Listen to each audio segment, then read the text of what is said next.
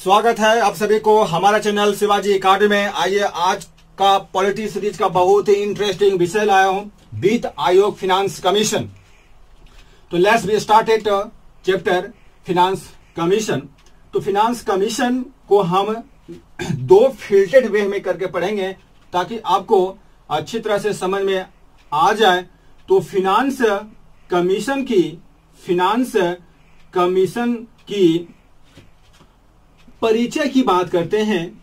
तो परिचय में क्या क्या है आप यहां पे देखिए,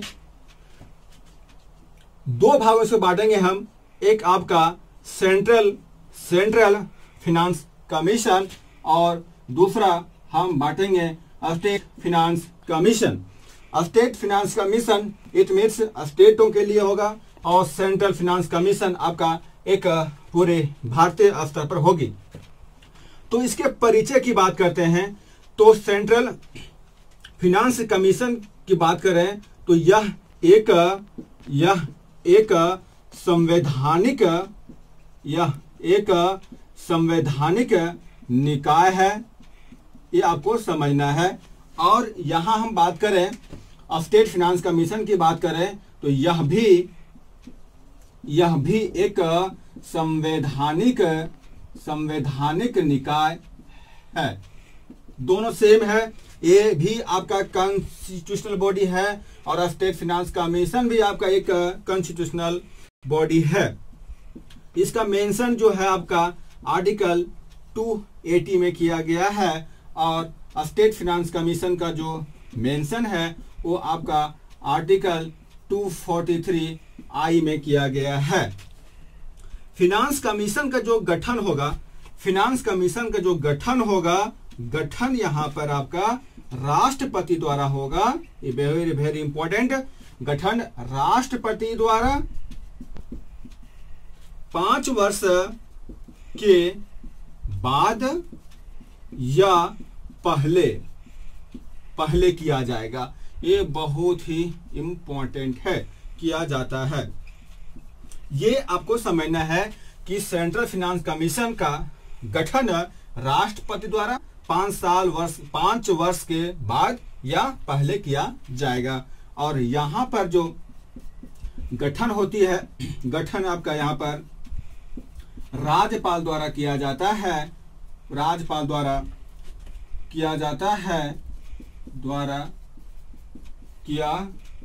है। सेम कंडीशन यहां भी आपका 5 वर्ष पहले या बाद में किया जाता है। ये आपका कुछ इसका परिचय हो गया, जिसमें हम यहां पर जाने फिनांस कमीशन के परिचय के बारे में। तो हमें दो फिल्टर्ड वे में देखें, आपका सेंट्रल फिनांस कमीशन और state finance commission. Central finance commission constitutional body, state finance commission भी एक कॉन्स्टिट्यूशनल बॉडी आपका है। आर्टिकल 280 मेंशन है, आर्टिकल 243I में मेंशन है। गठन राष्ट्रपति द्वारा 5 वर्ष के बाद या पहले किया जाएगा। यहां पर आपका राज्यपाल द्वारा गठन किया जाएगा, 5 वर्ष के पहले या बाद में किया जाएगा। ये जो स्टेट फिनांस कमीशन का जो गठन किया गया था वो आपका डेट 1993 में किया गया था। ये आपका हो गया परिचय, हो गया फिनांस कमीशन की, जिसमें दोनों हम देखें सेंट्रल फिनांस कमीशन और स्टेट फिनांस कमीशन। अब यहाँ पे देखेंगे फिनांस कमीशन की संरचना देखेंगे। फिनांस कमीशन की संरचना देखेंगे। संरचना क्या होती है, तो यहाँ भी सेम टाइप के देखेंगे। आपका जैसे हम आगे देखें इसी प्रकार से यहाँ भी देखेंगे सेंट्रल फिनांस कमीशन और यहाँ पर आपका state finance commission. Central finance commission की संरचना की बात हम करें यहाँ पर, तो यहाँ पर आपका एक अध्यक्ष होगा, यानी इट मीन्स एक चेयरमैन होगा और 4 सदस्य होंगे। ये वेरी वेरी इंपॉर्टेंट है। 4 सदस्यों को मिलाकर किया जाएगा। ये आपको बहुत इंपॉर्टेंट है, ये आपको माइंड में सेट रखना है। और स्टेट फिनांस कमीशन की बात करें तो स्टेट फाइनेंस कमीशन में भी जो संरचना होती है, एक आपका यहाँ पर अध्यक्ष होती है और प्लस चार आपका सदस्य होंगे, 4 सदस्यों को मिलाकर या सदस्य होंगे मिलाकर किया जाता है। ये आपको यहाँ पे समझना है। इनकी यहाँ पर नियुक्ति की बात करें तो नियुक्ति जो है आपका सेंट्रल फाइनेंस कमीशन जो है वो आपका राष्ट्रपति द्वारा किया जाता है। और यहाँ पर हम बात करें नियुक्ति की तो यहाँ पर जो नियुक्ति है ये यहाँ पर आपका राज्यपाल द्वारा किया जाएगा। ये आपका वेरी इंपॉर्टेंट है, कई एग्जामों में पूछ चुका है। आप इसको ध्यान से पढ़ेंगे, बहुत ही शॉर्ट में पढ़ा हूं और आपको पढ़ाने की कोशिश किया हूं कि आपको ये चीजें अच्छी तरह से समझ में आ जाए। तो ये आपका संरचना की बात करेगा। तो ये आपका हो गया, संरचना हो गया आपका। अब आगे यहां से देखते हैं फाइनेंस कमीशन की योग्यता, सदस्यों की योग्यता। फाइनेंस कमीशन सदस्यों की योग्यता की बात करें आपका, तो योग्यता क्या होगी? तो योग्यता मतलब एबिलिटी क्या होगी? सेंट्रल फाइनेंस कमीशन और स्टेट फाइनेंस कमीशन की बात करेंगे। तो सेंट्रल फाइनेंस कमीशन की योग्यता की बात करें तो योग्यता जो है वो आपका संसद निर्धारित करता है। बहुत इंपॉर्टेंट है, ये चीज को आपको ध्यान में रखना है। और स्टेट फाइनेंस कमीशन में जो सदस्यों की योग्यता होगा, ये योग्यता यहाँ पर होगा विधानमंडल द्वारा तय किया जाता है। ये आपको दिमाग में रखना है। योग्यता के बारे में और यहाँ पे क्या क्या होगा, शिक्षा क्या होगा, ये आपका अननोन है, क्योंकि ये सारा का सारा डिपेंड है कि इस पे कहाँ नहीं जा सकता, क्या एजुकेशन होगी। ये भी यहाँ पर आपका शिक्षा क्या होगा, ये भी आपका अननोन है, ज्ञात नहीं है। योग्यता के बारे में बताया गया है कि 4 जो मेंबर होंगे वो आपका काफी एक्सपीरियंस होने चाहिए। इकोनॉमिक्स के क्षेत्र में हाई कोर्ट का मेंबर जैसा होने चाहिए, आपका विशेष क्षेत्र में नॉलेज होनी चाहिए। इन सब व्यक्तियों की योग्यता बताया गया, लेकिन आसपास मेंशन नहीं किया गया है। तो ये आपको बोलेगा ये सब आपका योग्यता क्या है, तो ये आप इसको दर्शा सकते हैं आपका। तो ये हो गया आपका योग्यता हो गया। अब यहां से हम देखेंगे फाइनेंस कमीशन की कार्यकाल देखेंगे। कार्यकाल यानी टेन्योर इसका क्या है, कार्यकाल लिखेंगे इसका। तो फाइनेंस कमीशन 2 वे में पढ़ रहे हैं हम, एक आपका सेंट्रल फाइनेंस कमीशन, दूसरा आपका है स्टेट फाइनेंस कमीशन यहाँ पे, सॉरी, और यहाँ पे आपका सेंट्रल फाइनेंस कमीशन। कार्यकाल की बात करें आपका, तो जो आपका कार्यकाल है, कार्यकाल जो है राष्ट्रपति तय करता है। यहाँ पर बहुत इंपॉर्टेंट है, कार्यकाल राष्ट्रपति तय करता है। और ये कहा नहीं गया कि टाइमिंग क्या होगा, सो यहाँ पर समय क्या है कहा नहीं गया, कहा नहीं गया है, ये आपको यहाँ पे समझना है। यानी कि इनकी जो नियुक्ति होगी, इनकी जो नियुक्ति है वो आपका पुनर्नियुक्ति हो सकता है, यानी कि आपका ये पुनर्नियुक्ति की जाएगी, ये भी आपको समझना है। और यहाँ पर भी जो आपको स्टेट फाइनेंस कमीशन समझना है, यहाँ पर जो इसका कार्यकाल होगा, कार्यकाल यहाँ पर आपका राज्यपाल द्वारा तय किया जाता है, राज्यपाल द्वारा तय किया जाता है। समय, यहाँ भी समय नहीं कहा गया है, समय अनिश्चितता है आपका, ये आपको समझना है। ये आपका एक फिक्स टेन्योर नहीं है, यानी कि नियुक्ति पुनर्नियुक्ति की जा सकती है, नियुक्ति इनकी पुनर्नियुक्ति की जा सकती है। ये आपको समझना है। कार्यकाल की बात करें तो इसमें फिक्स नहीं है कि 5 साल, 10 साल, 15 साल, 20 साल होगी, ऐसा नहीं है। आपका कार्यकाल जितना होगा ये डिपेंड है राष्ट्रपति पर, आपका सेंट्रल फाइनेंस कमीशन में, और स्टेट फाइनेंस कमीशन में ये डिपेंड है आपका गवर्नर साहब पर डिपेंड है आपका। तो ये आपका पूछेगा कार्यकाल, तो आपको ये बता देना है। आगे इसमें अब आते हैं फाइनेंस कमीशन। फाइनेंस कमीशन की कार्य को देखते हैं हम, इसका कार्य को देखते हैं। वर्क क्या करता है आपका, ये आपका हम वर्क को देखेंगे। तो वर्क में हम यहाँ पे सेंट्रल फाइनेंस कमीशन देखेंगे और यहाँ पर स्टेट फाइनेंस कमीशन की बात करेंगे। ये काम क्या करता है, ये बेसिकली जो काम करता है ये डिवाइड करता है, करों की डिवाइड करता है, टैक्सेशन और डिवाइड करता है आपका।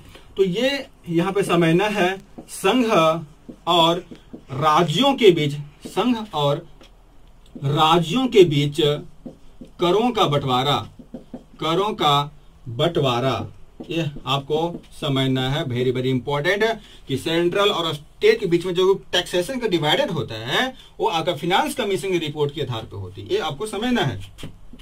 और यहां पर क्या होगा, ये आपका जो काम होगा पंचायत और नगर पालिका, पंचायत और नगर पालिका के बीच करों का बंटवारा होगा, करों का बंटवारा होगा। ये आपको यहां पर समझना है। फाइनेंस कमीशन की और हम कार्यों के देखें तो ये आपका नए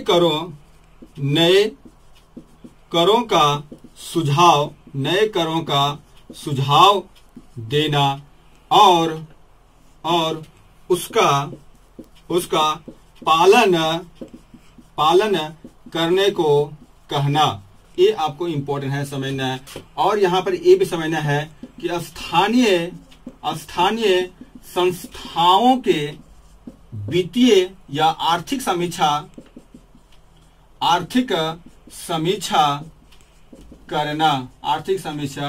करना, ये भी आपको समझना है। इसके अलावा यहाँ पर हम इसका फंक्शन की बात करें तो पहला आपका हो गया संघ और राज्यों के बीच करों का बंटवारा हो गया, यहाँ पर हो गया पंचायत और नगर पालिका के बीच करों का बंटवारा हो गया। दूसरा नए करों का सुझाव देना या उसका पालन करने को कहना, स्थानीय संस्थाओं के आर्थिक समीक्षा करना, ये सब इनका कुछ कार्यों में से होता है आपका। तो ये फाइनेंस कमीशन का क्या हो गया, कार्य हो गया आपका। आइए अब आगे इसको हम देखते हैं। फाइनेंस कमीशन की रिपोर्ट हम देखते हैं। रिपोर्ट, फाइनेंस कमीशन की रिपोर्ट जो होती है वो हर कोई आपका, चाहे सेंट्रल डिपार्टमेंट हो या स्टेट डिपार्टमेंट हो या लोकल डिपार्टमेंट हो, हर विभागीय प्रणाली अपना एक कार्य का, एक वर्ष का, एक वित्तीय वर्ष का अपना रिपोर्ट सौंपता है। तो यहाँ पे देखेंगे फाइनेंस कमीशन की रिपोर्ट क्या होता है और किसे ये प्रदान करता है। तो यहाँ पर हो गया आपका सेंट्रल फाइनेंस कमीशन हो गया और यहाँ पर आपका स्टेट फाइनेंस कमीशन। तो सेंट्रल फाइनेंस कमीशन की जो रिपोर्ट होती है, यानी कि जो वार्षिक रिपोर्ट है आपका, वार्षिक रिपोर्ट राष्ट्रपति को सौंपा जाता है। ये आपको समझना है, राष्ट्रपति को सौंपा जाता है, राष्ट्रपति को सौंपा जाता है। और आपका यहां पे समझना है स्टेट फाइनेंस कमीशन में वार्षिक रिपोर्ट जो है यहाँ पर आपका राज्यपाल को सौंपा जाता है, राज्यपाल को सौंपा जाता है या सौंपता है। ये आपको यहाँ पे समझना है। तो ये आपका वार्षिक रिपोर्ट की बात है। आपको यहाँ फिर समझना है कि राष्ट्रपति रिपोर्ट को संसद में रखवाता है। ये आपको वेरी वेरी इंपॉर्टेंट है, आपको ये दिमाग में सेट रखना है। ये बिल को संसद पार्लियामेंट के पटल पर ये पेश करवाएगा और यहां पर आपका राज्यपाल रिपोर्ट को विधानमंडल में पेश करवाएगा। ये आपको थोड़ा सा डिफरेंट करके पढ़ोगे तो चीजें अच्छे तरह समझ में आएगी। कॉन्सेप्ट बना के पढ़ोगे तो क्वेश्चन आपको एलिमिनेशन मेथड से आप आराम से क्रैक कर सकते हो। तो राज्यपाल की यहाँ पे जो राज्यपाल रिपोर्ट को विधानमंडल में प्रस्तुत कराता है। ये वेरी वेरी इंपॉर्टेंट है, ये आपको दिमाग में रखना है। एक और सबसे इंपॉर्टेंट बात यह है कि जो रिपोर्ट है फिनांस कमीशन की, जो रिपोर्ट है, चाहे सेंट्रल फाइनेंस कमीशन हो चाहे स्टेट फाइनेंस कमीशन हो, रिपोर्ट जो है ये आपका राष्ट्रपति के लिए सलाहकारी होती है। ये आपको बहुत इंपॉर्टेंट है, आपको समझना है। सलाहकारी होता है, सलाहकारी का मतलब हुआ कि एडवाइज है। फिनांस कमीशन की रिपोर्ट जो आएगी, ये नहीं कि रिपोर्ट सौंपा और रिपोर्ट राष्ट्रपति से मान ले, नहीं, जस्ट लाइक क्या है, एडवाइजरी बॉडी है आपका, आपको समझना है। तो रिपोर्ट राष्ट्रपति के लिए सलाहकारी होता है, यह बाध्यकारी नहीं है। यह बाध्यकारी के मतलब हो गया बैंडेड नहीं है, इसको मानना जरूरी है, सो बाध्यकारी नहीं है। यहां पर बात करें तो रिपोर्ट जो है, यहां सेम कंडीशन यहां भी होगा। रिपोर्ट जो है राज्यपाल के लिए सलाहकारी है। यह बाध्यता नहीं है। ये आपको समझना है। दोस्तों, मैं प्रयास किया फिनांस कमीशन को बहुत ही शॉर्ट वे में पढ़ाने के लिए, और शॉर्ट वेव के माध्यम से मैं आपको लगभग वो फैक्ट आपको यहाँ पे दे दिया, आपको वो कंसेप्ट दे दिया। आप यहाँ से पीटी और मेंस और यहाँ तक इंटरव्यू लेवल तक की आप यहाँ पे तैयारी आप कर सकते हैं।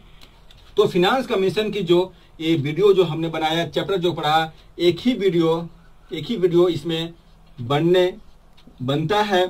तो दोस्तों, यदि हमारा वीडियो अच्छा लगा होगा, पसंद लगा होगा, तो हमारा चैनल शिवाजी एकेडमी को लाइक करें, सब्सक्राइब करें और कमेंट करें, और इसे जरूर शेयर कर दें। धन्यवाद।